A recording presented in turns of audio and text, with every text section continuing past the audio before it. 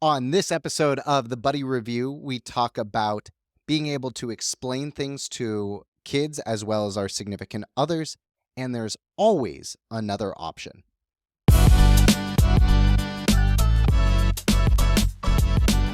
Good afternoon, and thanks for coming to Thanks for Coming.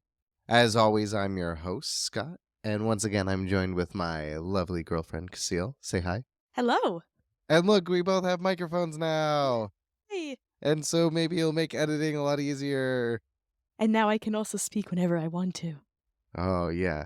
So we have another episode of the Buddy Review. Do you have anything before we start? Let's get this started. Okay, beautiful.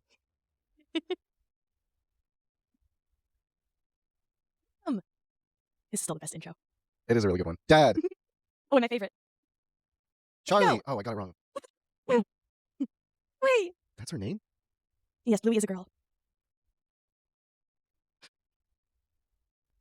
Okay, so I was just about to say there was a couple kids that we were spending Shabbat with, and I kept picking them up, and there was one day where I really hurt my back. You look just like And so look like Dad. we haven't picked up the kids since. There's one kid who's He's still a baby. He's like a year and a half. He's the only one that he's still okay to pick up. But doing what he did with Bingo, yeah, Scott also was not able to walk that so well. accurate. Again, my favorite part, every time they teach them a game and then they regret the fact that the kids want to keep playing that game. That's the face of regret. Also, I absolutely love this episode, and in the middle, we're going to see my favorite part. It's absolutely hilarious. It's also very accurate to real life hospital. Always the younger sibling.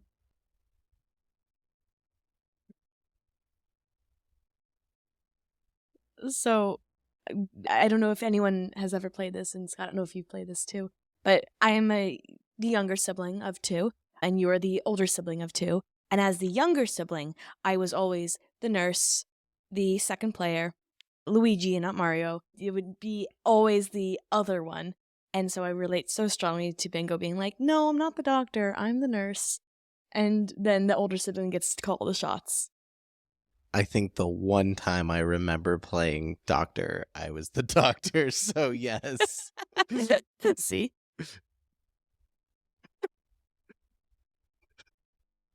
As someone who was just in the hospital recently, also very accurate.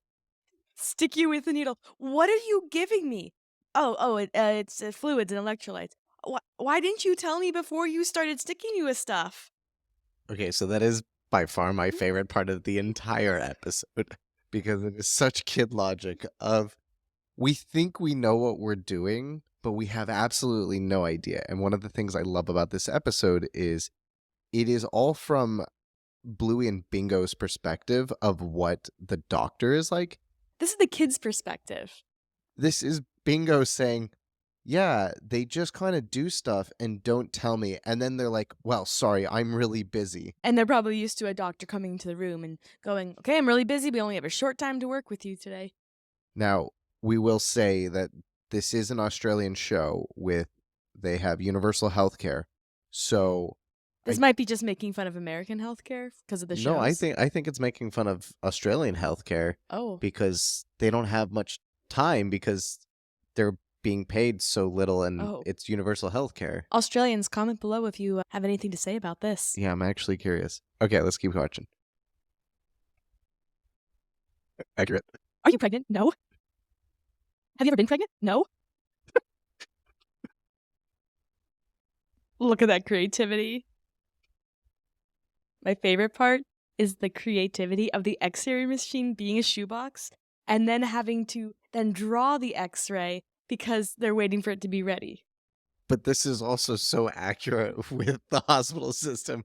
They're like, cool, now that you've waited an hour to get your X-ray, it's going to be another 5 to 200 minutes till we get that processed. Also very accurate to what happened. It was a 5-minute, not even going through a CAT scan, and then you're like, okay, cool, it's going to take not that long to read it. Nope, it took forever. It did. Oh.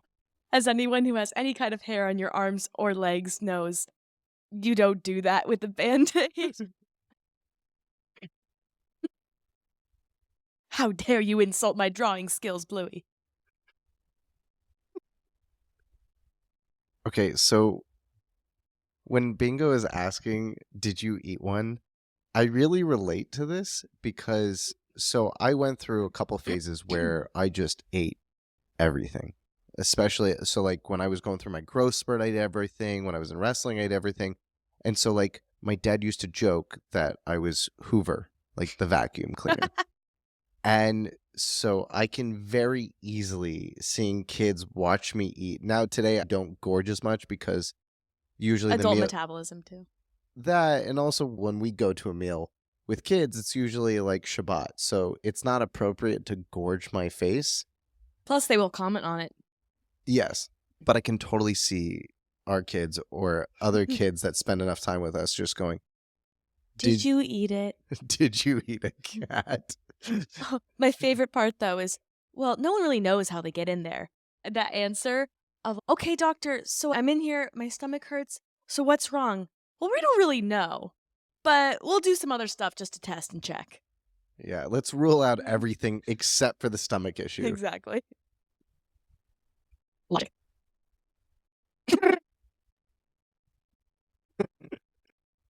If that's how I got knocked out for anesthesia every time, that would be ridiculous and also really soothing.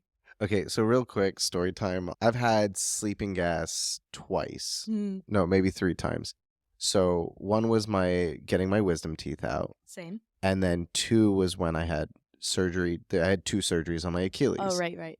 And the second one, I was getting some bone spurs taken out from there because that wasn't fun. And so he gives me the mask and I just start coughing. I don't remember this part roughly. And I wake up and the doctor's like, "Do you know what you said?" And I'm like, "No."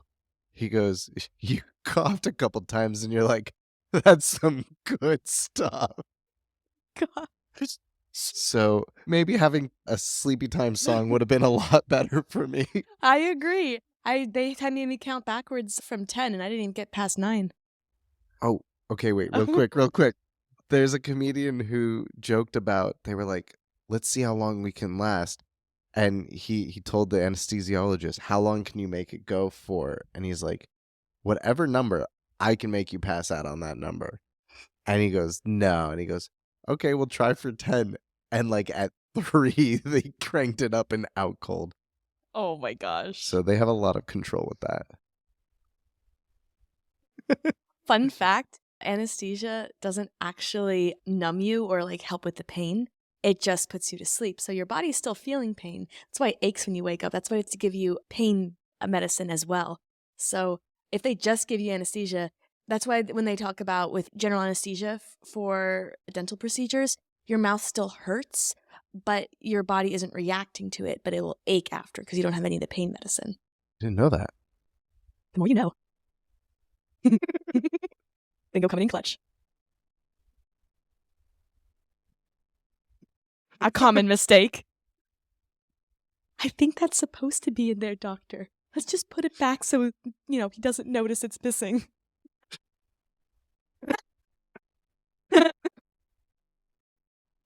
Oh. Beautiful nurse work, Bingo.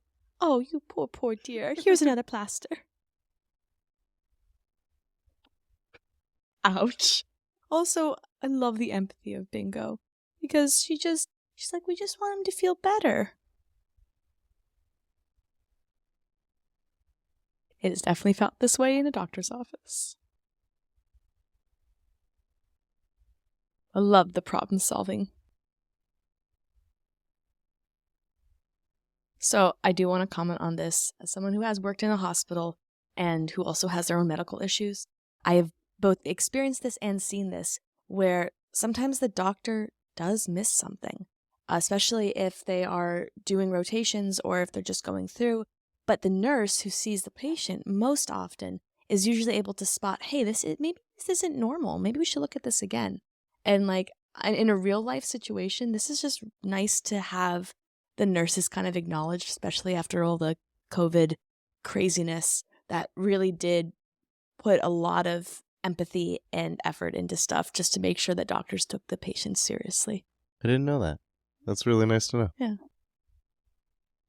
Look at that happy tail. Again, nurse making sure that we don't just dehumanize our patients, that we give them their names and we refer to them as such.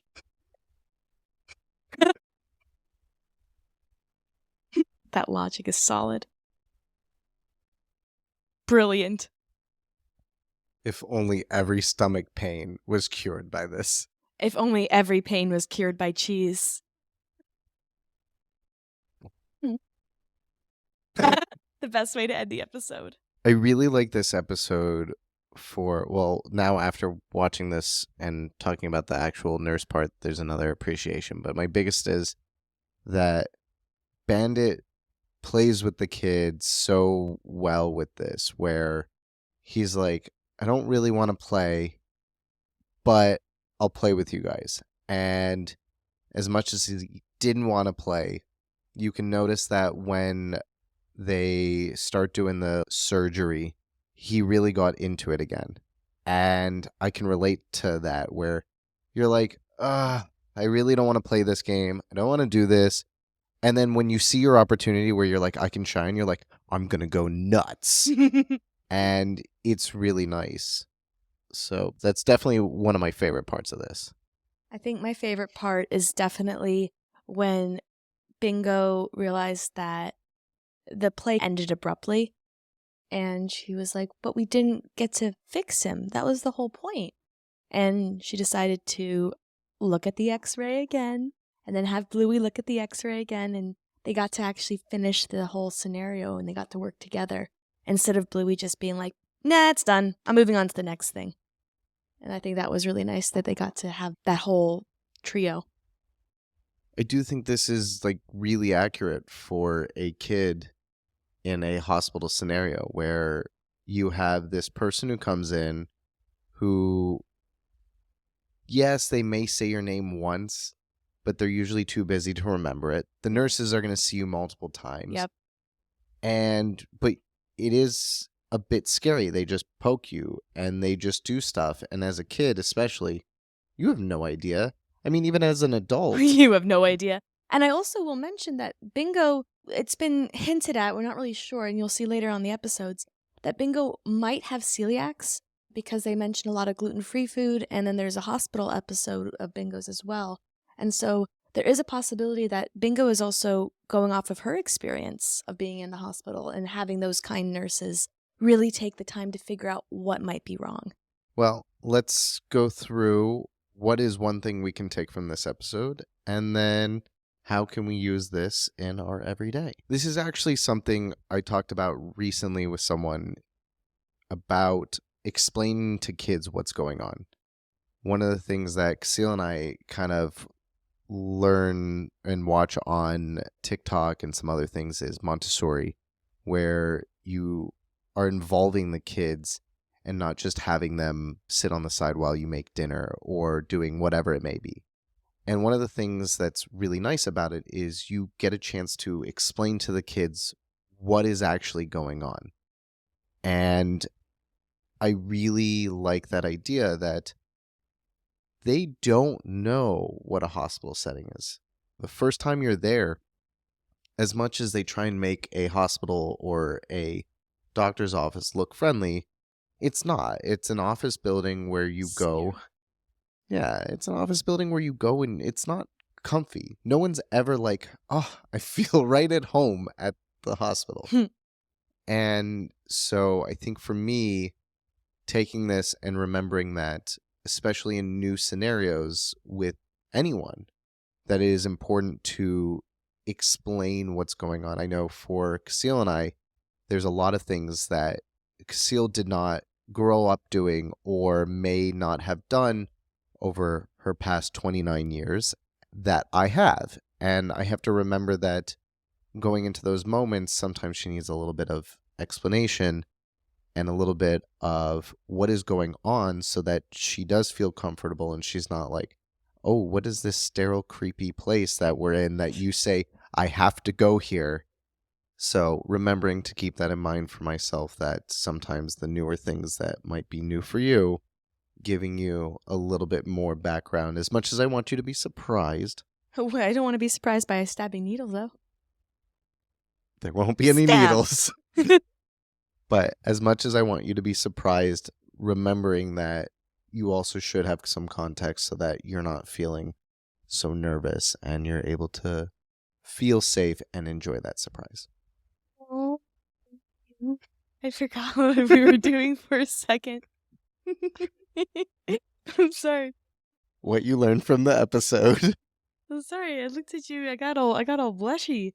So what I learned from the episode, what I took away from it, is also what you had said of being able to explain it, but also taking a second to look at something again. So even though it seems like, okay, well, this was the problem, couldn't fix it, I'm done, walking away, it became more of a, hold on, let me just take a second and let me try again. Let me try to find another solution, a different option, because maybe that first one wasn't the full story. Maybe we need to go a little bit deeper. Maybe there's a little bit more than just the cat. It's never just the cat. And so the fact that then Bingo looked at it and was like, oh, okay, well, how did the cat get there? It's not just there. So let me try to go a little further. And I like the idea of thinking of, okay, well, that kind of reaction or that kind of action or this, whatever is going on right now, didn't just come out of nowhere. So what led to this point? And maybe once I work my way backwards, it'll make a lot more sense and it'll be a lot less confusing and a lot less, this is too much, I give up. And we can actually find a solution together and work through it. I like that. All right. That was another great episode of the Buddy Review. We appreciate you joining. And as always, thanks for coming.